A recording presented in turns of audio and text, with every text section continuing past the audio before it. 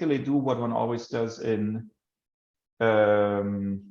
secure messaging. So we need building blocks like stateful signatures, and so on, which need to support context-dependent key update. What I mean by that is that you can create a session state for these chems or for these signatures, and then you can feed information to them in arbitrary strings, and then this will go kind of be massaged into the state so that a state corruption will not be able to roll this concept back.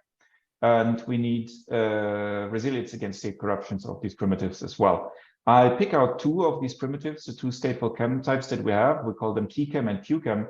I'm not sure we can claim novelty at this point anymore, because every paper in secure messaging does something similar. They all have different variants of these primitives. So I'm not sure that anybody uses precisely what we do here, but ours is also not better than what other people's do. I think they are pairwise incomparable. So let me just give you a quick idea of what this is. So the key chem is the key evolving chem. That is like forward secure public key encryption. So there's a state and it can be progressed one at a time. So there's a next algorithm, or we call it evolve, that will just increase the time counter by 1.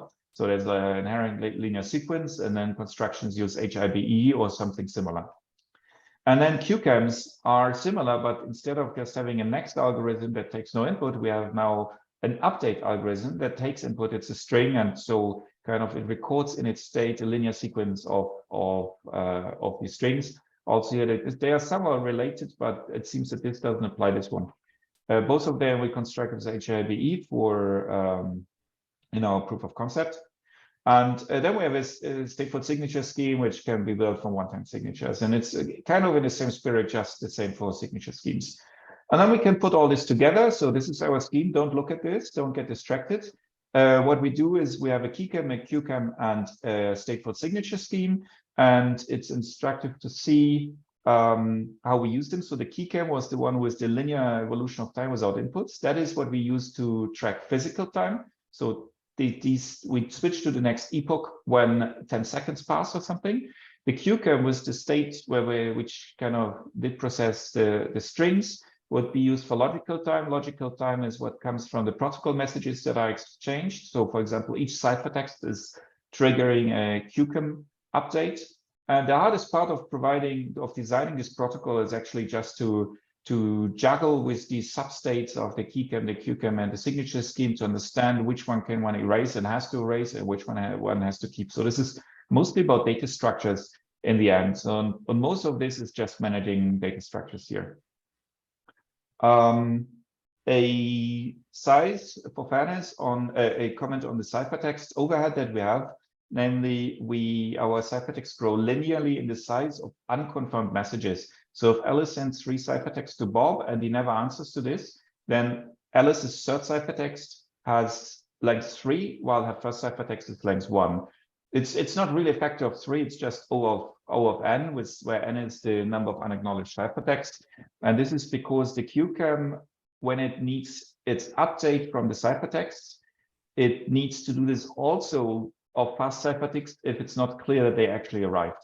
So that means that every ciphertext contains in it a mini history of the past ciphertext that were not yet confirmed, and this is where this growth of linear growth come from. For the keychem, however, this is the one linked to physical time. We don't have that because resynchronization is not necessary. So that brings me to the conclusion of this presentation. Our contributions are that we point out some limitations in a prior FS model or ID model for this type of communication. We introduce to the scene the notion of physical time and how we can use it as a security resource, how we can strengthen our primitives based on time. Then we refine the FS and ID model and give a proof of concept construction. Why I always say it's proof of concept, because maybe the protocol is not really practical, coming from 2 different observations. The one is the linear growth of ciphertext in the number of unconfirmed messages, and the second is because of the use of HIBE. Both cases look possibly worse than they are, because if you have ping-pong communication, this linear growth goes back to O of 1, and under the assumption that it rarely happens that Alice sends really 1,000 messages in a shot, maybe this is not really a problem. but I'm not the right person to decide that. For future work, we leave to make to make more compact, more efficient protocols that are better in these two regards. I personally would expect they are also not that secure. They have a weaker security. An example would be the Signal protocol, which is weaker, has weaker security. And then one has to carefully understand how much weaker and is this a tolerable level of missing strength. And this concludes my talk, and I'm happy to take questions.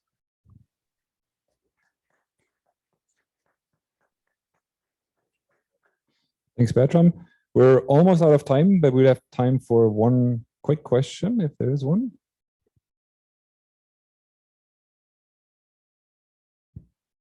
Hi, this is Matilda from ETH. Thanks, Bertram, for your talk. I was wondering about the forward security guarantees of your construction. So you said that you get sort of epoch-based forward security for the expired ciphertext. Is that correct? But I was wondering if your construction also provides stronger forward security in the sense that you also have sort of fine-grained forward security for delivered ciphertexts that have not yet expired. So not for the non-delivered ones, but for the ones that the recipient actually received. So you say, so the question is about the ciphertexts that are fresh by the time definition, but not necessarily fresh anymore because they were already processed. Yes, for those exactly. We have, yes, they are covered by forward security. So the only case, well, so the model protects you where it can, and by this claim, this would already answer your question. But yes, if you decrypt a ciphertext and you get the message back, then that ciphertext will not be decryptable anymore, not by the real Bob and not by an adversary corrupting Bob and then doing what an adversary does. Okay, thank you. You decrypt the ciphertext and then the message is there and the ciphertext has no validity anymore to nobody. Great, thanks. All right, let's thank Bertram again then. And we can switch to the second talk.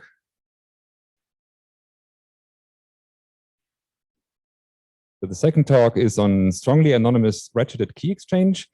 The idea was that Edward would give the talk, but unfortunately he can't give it in person. He's not feeling well. So get well soon, Edward. And Paul Rösler was so kind to step in. Actually, Professor Paul Rösler, if I'm not mistaken, since last week. So I hope, Paul, we hear you and take it away. Yeah, thank you very much. I hope you can hear me too. But yeah, this is joint work together with Benjamin, Doreen, and as Felix already said, Eduard. Get well soon and best wishes to Taiwan. The talk, or the title is Strongly Anonymous Ratcheted Key Exchange. And as Bertram already mentioned, what ratcheted key exchange is used for, the main use case is messaging. So we broadly talk about which anonymity guarantees we can achieve for messaging. I quickly repeat a couple of things that Bertram already mentioned, but I think some concepts are slightly new. So the messaging setting that I'm considering has multiple, wait a second, I will quickly close these windows here. Yeah, has multiple users communicating, and each of these users may have multiple sessions. And we have a slightly simplified variant of messaging compared to what Bertram was talking about. Namely, we have unidirectional communication. So a sender always stays a sender and a receiver always stays a receiver, and a receiver never responds. So there is no information flowing from receivers to senders. And this simplifies some of the complexity that many messaging papers have. In particular, also ours is already complicated enough. But I highly encourage people for future work to extend our ideas and check whether they are actually extendable, I guess non-trivially, to a bidirectional communication setting.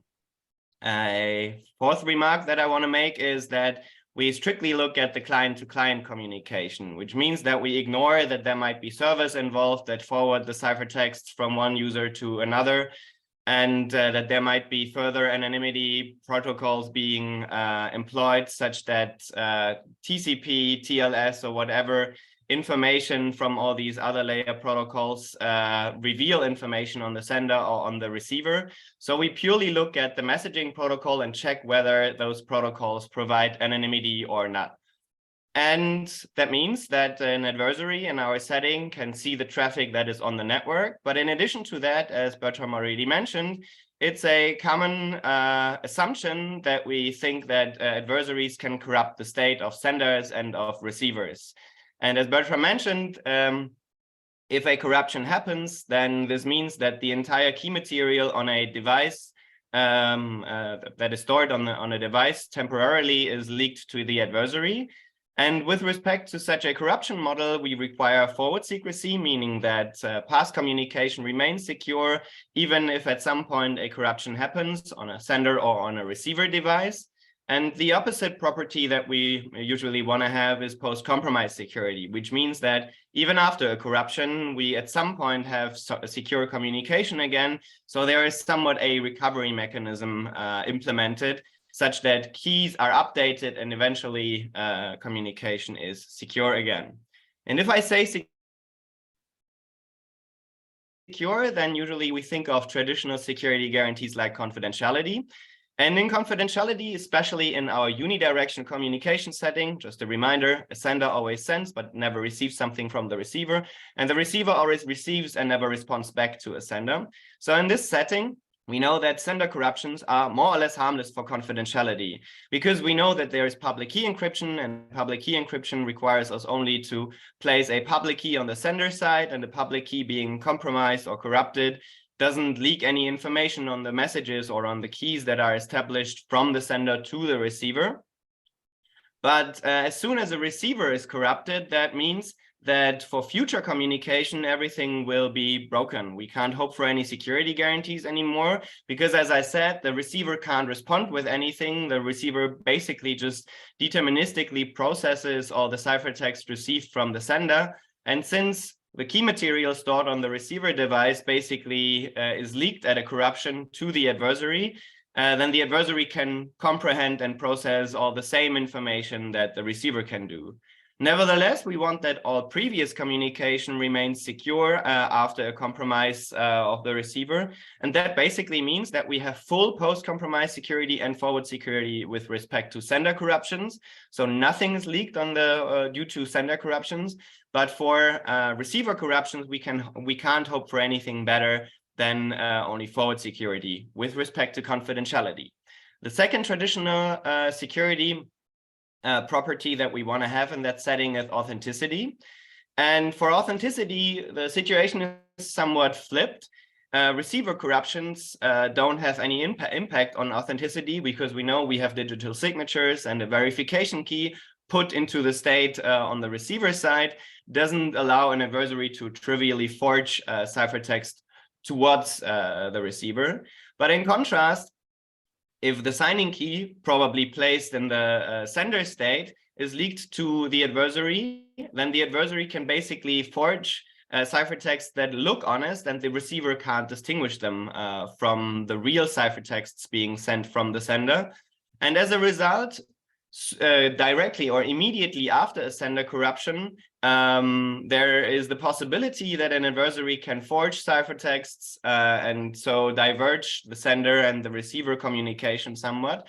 But if the adversary doesn't take the opportunity of immediately using the state that is corrupted on the sender side to implement an impersonation of the sender towards the receiver, then there might be an implementation of a key update, of a signing key update on the sender side, and so authenticity is somewhat recovered. So in this case, for authenticity, we have strong forward secrecy and post-compromise security, basically for receiver corruptions. But for sender corruptions, we have this one exception, that immediately after a corruption, we can't hope for the possibility that forgeries are impossible, basically. This is not new. These traditional security guarantees have been considered in previous work, and we also know from previous work that there are efficient constructions for this unidirectional ratcheting setting, basically relying on public key encryption and one-time signatures. These constructions, at least for the unidirectional case, are extremely efficient. They have an overhead, constant overhead for communication from Alice to Bob. Also, the computation is pretty simple, and as you see here, as I mentioned, also the assumptions are pretty mild. But now, as I said, what our focus is in this talk here is that we consider anonymity as a new goal. And before I look at constructions, let's briefly think about which type of properties or which type of adversary model we have here. So as I mentioned before, the adversary sees all the traffic, but we restrict the adversary to just see the packets that flow on the network. The adversary cannot see where these packets come from or where they go to. That somewhat implicitly assumes that there is somewhat a mechanism that routes these ciphertexts hidden from the adversary, from the sender to the adversary, and from the adversary to the receivers, such that basically, as I mentioned, the adversary doesn't know where these packets come from or where they go to. The focus here is that these packets do not reveal themselves where they are coming from or where they are going to. So basically, this is the first property. We want that the packets that the messaging protocols are sending and receiving, they look random. That means that they don't tell the adversary where they come from, where they go to which session they belong, or in which place within a session they are placed. So as I said, these packets that these messaging protocols send and receive, they don't tell the adversary anything about their context. And so basically they are required to look random. As we already know, in this messaging setting, corruption is realistic or considered realistic. And so an adversary may be able to corrupt senders and receivers. And as a result, the adversary sees all the key material that is stored on a device. But now the problem is that this key material may leak information on which packets were sent from whom, to which session these packets belong to. And so what we require, and that's basically the second requirement, is that these keys that are stored on a sender device, they look random. They don't tell the adversary to which session they are or for which session they are useful. They don't tell the adversary how often the state material was used, so how many ciphertexts have been sent in a session between Alice and Bob, or how many ciphertexts have been sent in a session between Alice and Charlie, and so on and so forth. And in addition to that, we want that the sender can create dummy states, because the pure information, how many states or how much key material is stored on a sender device, may leak how many sessions that the user has. So basically, the sender should be able to create new states that look just the same as the real states. And so we can fill and pad all the key material stored on one device, such that the adversary can basically deny or hide how many sessions are running on that device. A second final property that we want to have is that the key material on the sender device is updatable. And the motivation for this is that, of course, whenever a session is used, so whenever Alice sends a message to Bob, then the key material for that particular session is updated. But we want that also all the remaining session states, also the dummy states, can be updated, such that whenever the adversary looks once on the state and there is one session state used for sending real information, but the other session states are just randomly updated, then the adversary shouldn't know which of these states were used for real sending and which of them were used for updating, such that the adversary doesn't know how many ciphertexts have been sent in the session and in which sessions of a sender these ciphertexts have been sent. And for all of these properties, we want to have forward secrecy and post-compromise security, which means that we want to have that the traffic looks random, that the secrets look random, that we have randomizable dummy states on a sender device, and that the secrets and the traffic are independent of each other, as strong as we can go with corruption and with letting the adversary see all that information. So as a result, we want to have strongest security. So everything that can heal on the sender side should heal. Everything that can heal on the receiver side should heal. I won't be able to give you the details how trivial attacks look in that setting, and how precisely we can recover from corruptions on the sender or receiver side. But what we basically do in our paper, and you have to look into the details for that, is we look for the strongest corruption model. We look for the strongest adversary model in that sense that whenever it is possible, traffic secrets look random and are independent of each other. Okay, so this is everything that I want to say about the security setting. Let me briefly give you some ideas of our construction. I won't go into the details how the construction looks like, but we have two building blocks that I think are somewhat interesting. The first building block is public key encryption. And for the public key encryption, we have the encryption key stored on the sender device and the decryption key stored on the receiver device. And so since we want to have that the sender state is re-randomizable, our public key encryption scheme should allow us to update the encryption keys such that two encryption keys cannot be put into relation. So basically, whenever we update them, it's unclear whether this is a fresh key, whether this is an independent key, or whether this is just an updated key from a prior key. For this, the keys look as follows. An encryption key consists of two components. The first component is a generator raised to a random exponent, and the second component is the same generator raised to the same random exponent and times the decryption key, which is the exponent x. Whenever we want to update the encryption key, we take the two components and raise each of them to the power of the same random exponent, which means that basically after a couple of key updates, the encryption key is the generator raised to a large product of exponents R, and the second component is the same generator raised to the same large product of random exponents times the decryption key X. Encryption and decryption are somewhat simple. The ciphertext consists also of two components. The first component is the first encryption key component raised to a random exponent S. And the second component is the message XORed with a hash function, which is a random oracle in our setting, which is fed by the first encryption component raised to a random exponent and the second encryption key component raised to the same exponent S. Okay, so for decryption, we have to remind ourselves that these are the two components of the ciphertext. Now, in order to obtain the message back, we take the second component of the ciphertext and XOR it with the hash function evaluated on the first component of the ciphertext. First input to the hash function plainly, and then second input to the hash function is the first component of the ciphertext raised to the decryption key. And due to the computations we just did, we have the hash function evaluated twice in that formula, and the two evaluations basically erase each other such that the result is the message.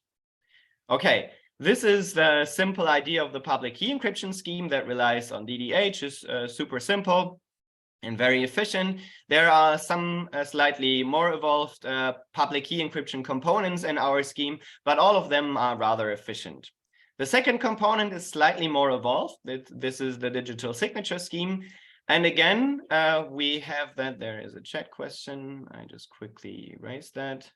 Thank you. There is the digital signature scheme.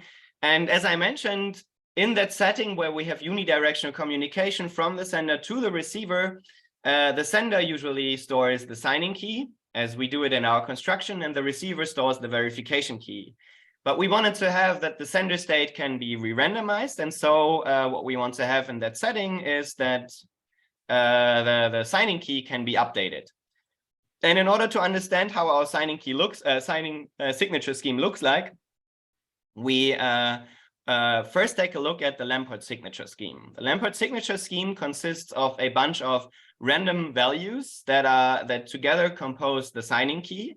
So it's basically two vectors of random values that have the length L. So basically we have 2 times L random values stored as the signing key. And the verification key is composed of each of these random values evaluated with a one-way function. And that's pretty simple. We slightly changed that Lamport signature scheme to make it an encrypted Lamport scheme, in which we basically encrypt all the components of the signing key with one encryption key, such that all of these random values are encrypted to a ciphertext. And now the new signing key is just the composition of all, or the collection of all of these encrypted random values, which are ciphertexts. The verification key is also slightly adapted. It consists of the Lampert verification key plus the decryption key that fits to the encryption key with which we encrypted the random values for the signing key.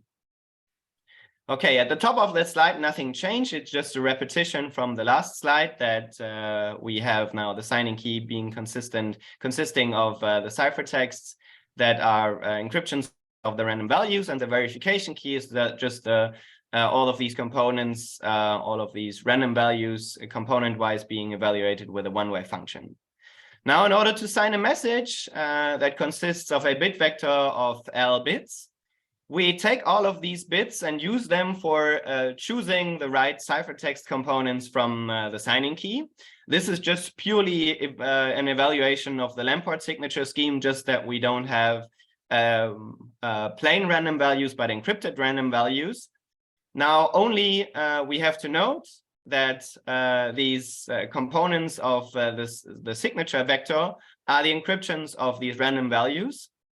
And now for verification, we simply component-wise check whether the decryption of each ciphertext value of the signature vector evaluated with the one-way function equals the component of the corresponding verification key based on which message bit we are evaluating.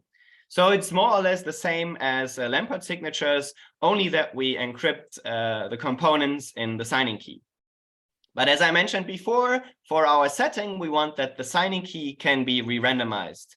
So what we simply do is we take a re-randomizable encryption scheme. Again, that encryption scheme relies on DGH and is super efficient. And we component-wise re-randomize all the ciphertexts that are stored in the signing key matrix. And then due to or after such a re-randomization, we compose the new signing key, the re-randomized signing key, basically, again, component-wise with the re-randomized ciphertexts. That is super simple. But as you see here, the signing key is pretty large, the verification key is pretty large, and also the signature is rather large. So ideally, we want to have compact signatures, and indeed we can obtain this by somewhat aggregating the ciphertexts from the vector of this of the signature. And the basic idea that is underlying to this aggregation is that we use concepts from BLS signatures and use the aggregation trick that is used for BLS signatures. And also what we need to do then is for verification, we need to make sure that the verification still works. So the receiver, in order to verify, only now obtains one signing or one signature component. And now when we decrypt that signature component evaluated with the one-way function, then also the aggregation of the verification keys on the other side should work. And this again uses the same BLS aggregation trick, but as you see here, also as you probably know, BLS signatures rely on pairings, and so our compact signature, or the slightly adapted aggregated variant of our encrypted Lampert scheme, relies on pairings. I quickly summarize the performance of our scheme, which is dominated by the performance of the signature scheme. So for sending between Alice and Bob in our big messaging scheme, unidirectional from Alice to Bob, the performance for computation is dominated by the signing algorithm, which consists of 4L group operations, and the ciphertext that is sent from Alice to Bob is basically dominated asymptotically by the size of the verification key that is updated with every sending from sender to receiver. And these verification keys consist of 2L group elements. And for receiving, the basic or the dominating performance value is the group operations performed for verifying the signature, and that requires 2L group operations, where L is basically linear in the security parameter. All the details are on ePrint, of course, and yeah, extending work may look at how to extend that to a bidirectional communication setting, and also how to consider all the remaining protocols that are involved in such a messaging case. But I think for strict or strong security, we provide a first perspective on how strong anonymity that uses the strength of key updates in messaging may look like. Thank you very much for your attention, and I'm happy to take questions. Also, Eduard is maybe in the chat and can support me in answering your questions.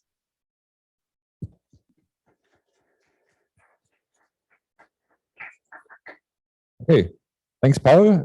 Again, we only have like a couple of seconds for a quick question if someone has one. Tough now, even asking for quick questions. I would have a very short one, maybe.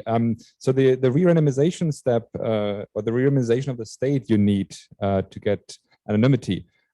Could you comment on how that would look like in practice? Would that happen with like every operation you do, or? So we basically do it with every operation just for sending, but that only then looks at the particular state that is used for sending in that particular session. But also, since we probably want to hide how often we send in one session or which sessions we actually used and maybe which other sessions we didn't use for a long time, there might be something like a time-based re-randomization algorithm that runs on all of the states, or maybe a randomized algorithm that sometimes or irregularly updates some of the session states that haven't been used for a long time. But since none of these session states reveals how often these states were used, but just the pure fact that they look different from the time that they haven't been used before, generally our states hide already how often they have been used. That's repetitive, sorry. But since we want to hide also, yeah, how often all the other states have been used, there might be different algorithms or different procedures how often you want to do that. But yeah, that's up to the developer.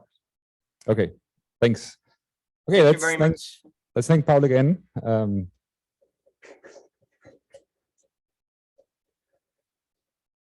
And let's proceed to the third talk.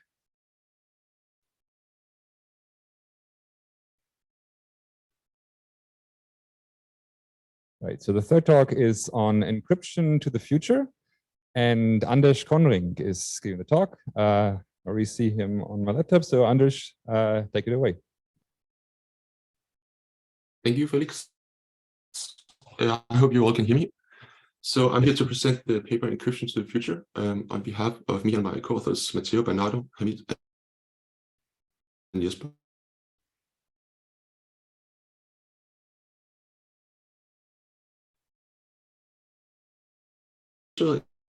Anders, I think you're breaking up. The connection seems to be breaking up. Can we try one more time? Okay, we hear you again. Maybe switch off the video for now because that seems to be freezing, and try on the audio alone. Cool.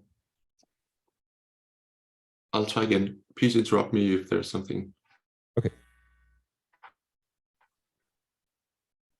So in traditional MPC, there's often this underlying assumption that we have access to this set of reliable nodes, and we have a network that can be represented by a fully connected graph. But in reality, the image is almost always different. So we have access to this heterogeneous networks that are composed of nodes that join or leave all the time and can be subject to DDoS attacks or even more powerful adversary strategies. So with the advent of blockchains, we're not only in digital currencies and NFTs, but we also coordination platforms for miners and stakeholders that can be used to tame these large networks. So blockchains are these peer-to-peer networks with consensus layer that has some nice properties. One is the lottery mechanism that is often used to select the party who's going to propose the next block. Whole network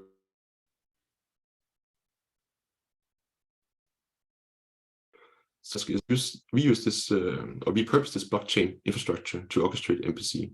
And the sequence of work, starting with can a blockchain keep secret and going through the Yoso paper and even the fluid MPC paper, has answered this question with a yes, that we can conduct some kind of secret sharing or MPC on top of these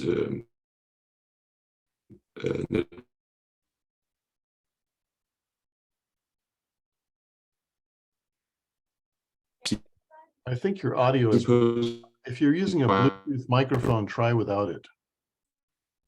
Thank you.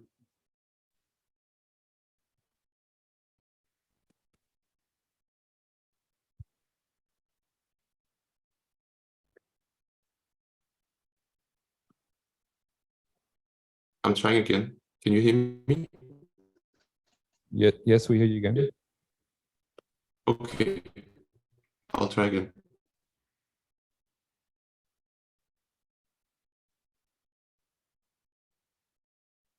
So in particular, in the Yoso paper, there is this they're trying to conduct MPC in the presence of a mobile adversary, and this in protocol. So in particular, there has to be some limited interaction pattern, and the party can only speak once, otherwise it would be subject to immediate corruption after it spoke. Another thing is that the adversary cannot know when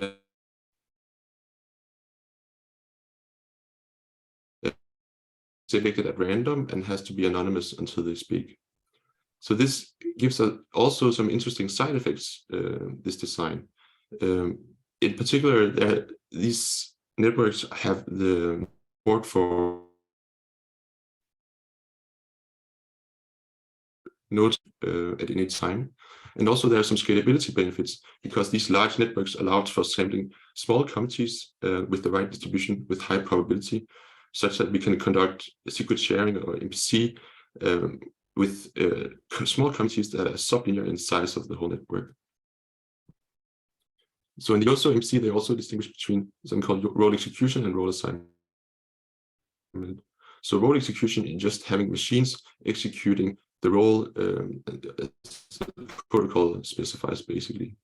Role assignment is associating a machine on the network, this large network, with a role in the protocol, but also establishing a receiver anonymous channel to the machine. We don't want to rely on full witness encryption to establish this receiver anonymous channels, because that would entail using heavy cryptographic tools such as multilinear maps. Also, we don't want to use time-lock puzzles, because if an adversary puts in enough resources, then it would also be able to receive whatever is in the channel, and we might not want that. So our work can actually be seen as a generalization of role assignment. So we're motivated by this question of transferring secret state to future committees.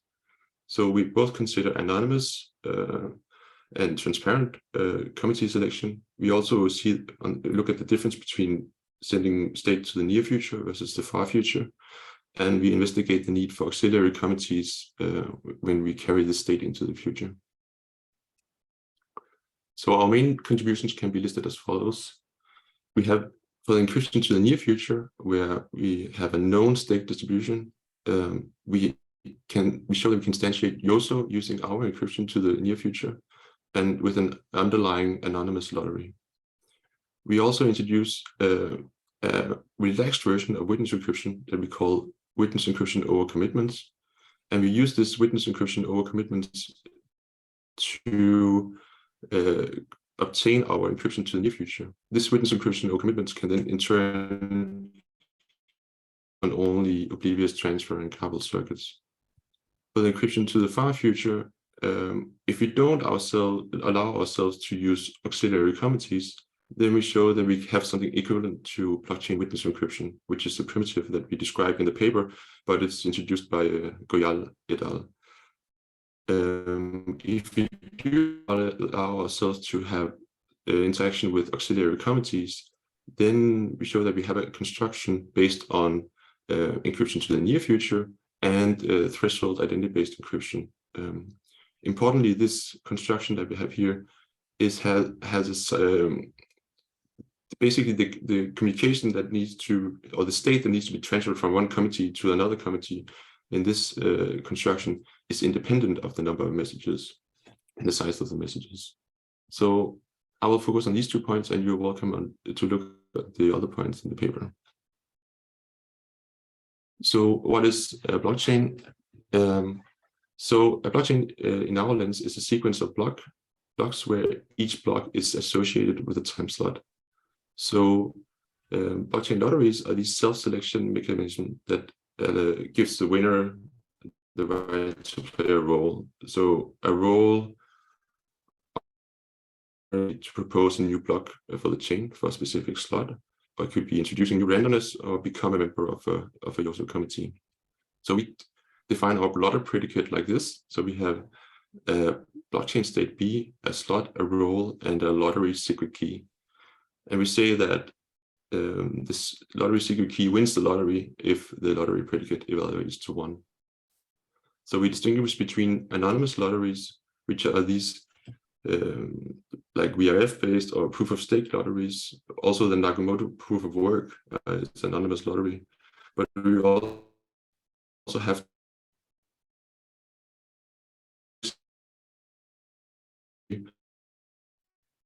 a specific Satoshi in the network, and who owns that Satoshi is the winner of the lottery. This is opposed to, for example, Bitcoin proof of work, where nobody knows who actually won the lottery until the lottery winner announces themselves by proposing the block.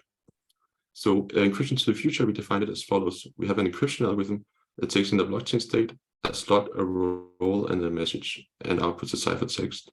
We have a decryption algorithm that takes in the potentially different blockchain state, a ciphertext, and a lottery secret key, and it outputs a message. We say that it outputs a message if and only if this lottery secret key in fact won the lottery for that particular blockchain state and slot and role. So we distinguish between the near future, where the 2 blockchain states are the same. There we have a known state distribution, and we have the fixed set of parties in the system, basically. This is opposed to the far future case, where the 2 blockchain states are different. Here we have that the distribution is unknown, so parties can join or leave after encryption time until the lottery winner is decided. And this is significantly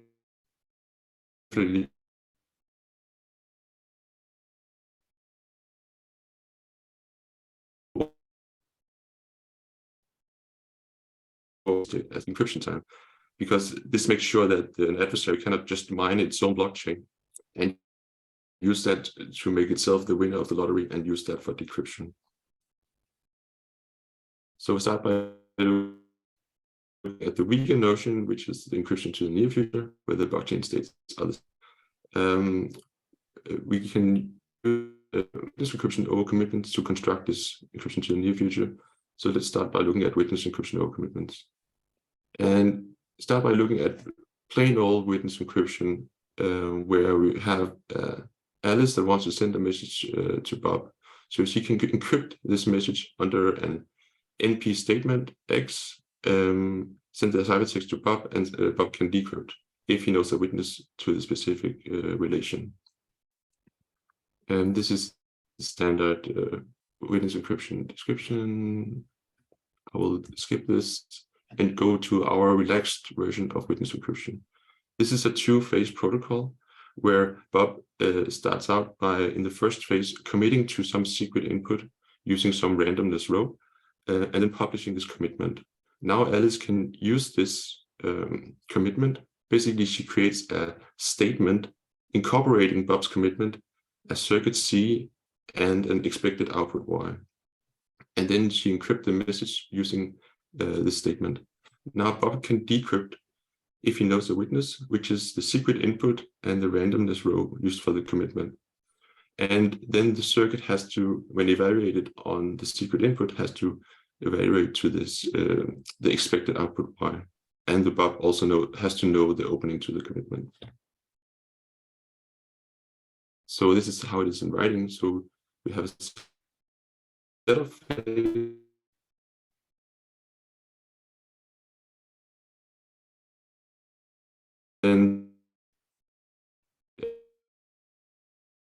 then from normal witness. And this makes sure that even though Bob sees some messages that are encrypted under true statements, then he doesn't learn anything if he doesn't know the actual opening to the underlying commitment. You can read more about this specific property in the paper. So how do we use this witness encryption over commitments to obtain our encryption to the near future? So it's quite simple. In the setup, we just allow all parties to commit to their lottery key. Then we can encrypt by making the circuit encode the lottery predicate for that specific blockchain slot and role. And then we use the statement for encryption.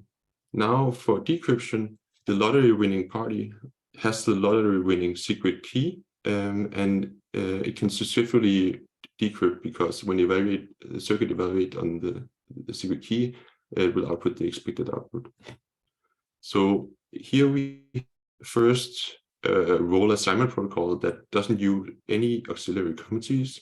The only downside is that Alice has to encrypt towards every single commitment in the system, and basically she has to commit to encrypt towards every potential lottery winner in the system, and that makes the ciphertext grow linearly in the number of participants in the network.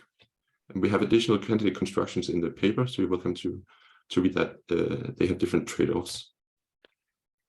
So now we look at the far future case, and here we have a construction if we allow ourselves to use auxiliary committees that is based on our near future encryption to the future and a threshold identity-based encryption scheme. So what is an identity-based encryption scheme? So basically we have a dealer that samples a master secret key and a master public key and publishes the master public key. Now Alice has a plain text, want to encrypt under the master public key and some label or ID of Bob. She can send this ciphertext to Bob. Bob can now retrieve the secret key for a specific ID or label, and then use that for decrypting. So how are we going to use this in our encryption to the far future? So it's important to note that we have this setup for the whole encryption scheme, which is basically a YOSO MPC that has a set of responsibilities, and it's always ongoing, and it's basically the infrastructure of the whole encryption scheme. And it starts by constructing this threshold identity-based encryption setup, which is a master public key and a master secret key. Then it's secret shares this master secret key and proactively reshares it through the blockchain execution. Basically, the committees are holding this master secret key through the execution. Then another responsibility that it has is that it has to check for any ETF ciphertext in the system and see if it has a destination slot and role that has just been decided. And if that is true, then it needs to act. It needs to deliver this this ciphertext. So it samples this IBE key shared. Each committee member samples this share of the IBE key for the slot and the role, and it then can use the ETF encryption to the near future to send this share of IBE key to the lottery winner for the specific slot and role. So all this infrastructure makes the encryption easy. Basically, we have the party just publishing the identity-based encryption for the specific ID, which is the slot and the role. And then for the decryption, the lottery winner for the slot and role can decrypt all the encryption to the near future ciphertext. It then combines the shares such that it obtains the secret key for that specific slot and role, the IBE secret key. And then it can use that for decryption. So from another perspective, it looks like this. We want to transfer or encrypt from slot 18 to slot 21 to what the role are. So we start by doing encryption of the message under the label R. Then we know that we have this master secret key being reshared through the committees in the specific slots. Then at some point, these committees need to act because it has to deliver the message. So what it does is that it samples secret key shares, and then it uses encryption to the near future to send these secret key shares for that specific role. And then whoever wins the role R in that specific slot can decrypt these encryption to the near future ciphertext, and then also decrypt the original ciphertext. So to compare with other works, to summarize, we have encryption to the near future, where we have this committed witness encryption construction that can be based in turn on garbled circuits and oblivious transfer. Here we don't use any committees, auxiliary committees, but we do have a ciphertext that is linear in the size of the number of parties in the system. We also have this initial phase where each party in the system has to commit to the lottery secret key and publish that. For the encryption to the far future, we cannot compete with fully fledged witness encryption, basically. But we have a construction that I just showed, which is based on identity-based encryption. Importantly here, basically the state that needs to be transferred from one committee to the next committee, that state is independent of the number of messages and the size of the messages, because we only have to carry the master secret key of the identity-based encryption scheme. And that makes it a big improvement compared to other schemes out there. So with that, I will just say thank you, and please read our paper on ePrint.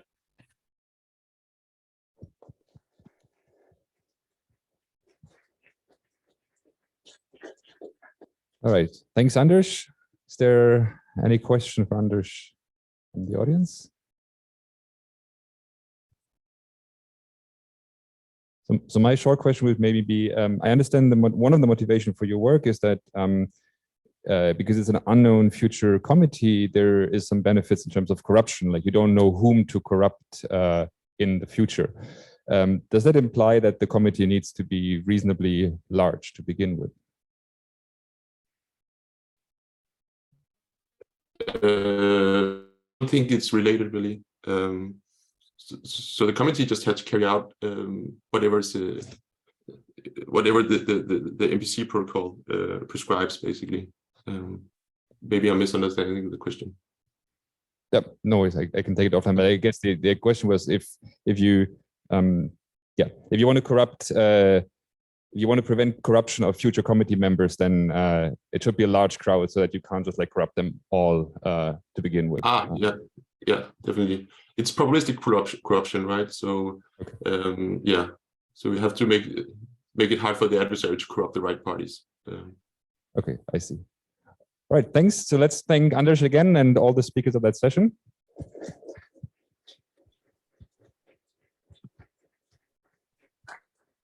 Now, this concludes the session, and I think we're almost at the end. I hand over to the general chairs. Hi, ladies and gentlemen. We are here to conclude the program of Asiacrypt 2022.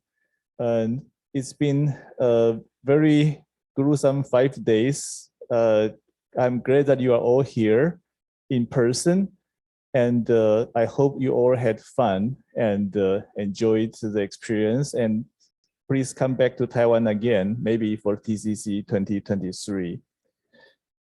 We are, before breaking up the meeting, one or two things to say. Please clear out of here by 16:50. Because I mean, they want this place at 5 o'clock. And also, we are going to ask Professor Fangguo Zhang to present to us. I mean, he is not able to be present physically, but we will first play a short video by him welcoming everyone to Guangzhou.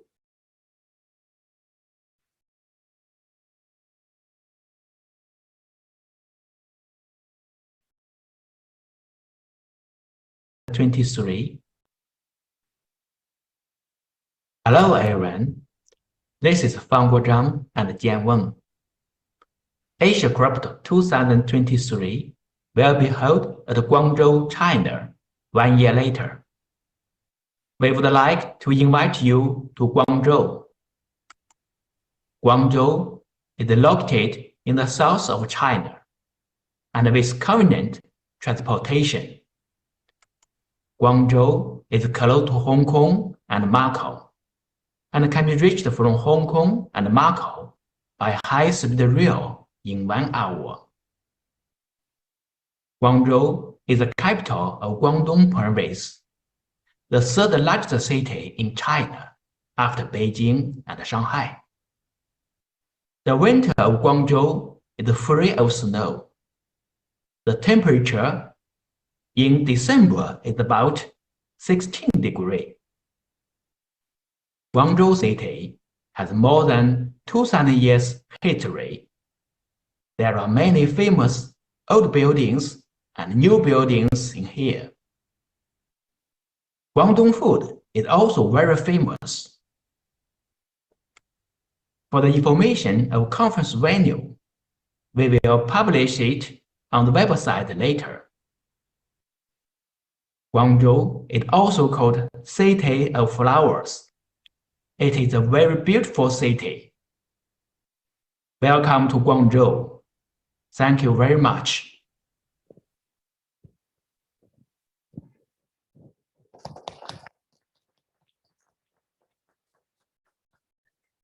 So, Professor Zhang, I think you are online. And do you have anything further to add? Fangguo? Hi, I'm here. Oh, thank you. Thank you very much for the play the video. And I'm very sorry I cannot physically attend the conference, but maybe next year we can attend the Asiacrypt 2023. So we will set up a website of Asiacrypt 2023. So for more information, you can visit the website later. So anyway, Guangzhou is a very, very beautiful city. So welcome to Guangzhou. Thank you, Professor Yang. Okay, thank you.